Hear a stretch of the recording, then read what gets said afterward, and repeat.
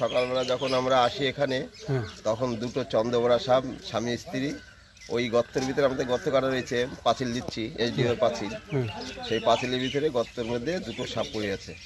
সেই সাপ দুটো আমরা বন দপ্তরে খবর দিলাম, সেই বন দপ্তরেও এসে তুলে নিয়ে চলে গেল। এত বড় সাপ কি দেখেছেন আগে? না, আগে কোনোদিন দেখি নাই, এখন এই দেখলাম যে গর্তের ভিতরে দুটো সাপ পড়ে। তো যখন তখন তো ছোবলও মারতে পারতো। হ্যাঁ, মারতে পারতো, আমরা তো ওখানে যাইনি, এখন মাটি কাটার কাজ চলছে। আপনারা ওখানে কি করছিলেন, কি করে জানতে পারলেন? ওখানে মাটি কাটতে গেছিলাম, মাটি কাটতে গিয়ে ওখানে কাজ হচ্ছে, কাজের মাধ্যমে ওইখানে গেছি, তখনই ওইখানটায় সাপটা দেখা হলো। কি নাম তোমার? আমার নাম নিমেষ শীল।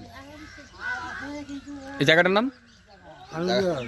না, এই জায়গাটার নাম হচ্ছে তেনজিং রাউন্ড। আনুলিয়া।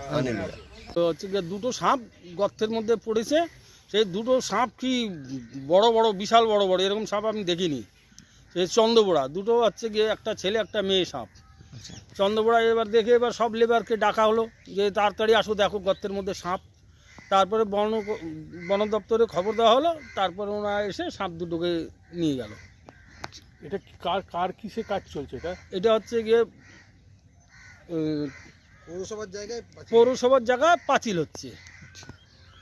কখন দেখতে পেলেন আপনি? সকাল 8টা কাজে এসে দেখলেন? হ্যাঁ। কি নাম আপনার? বলরাম সাউ।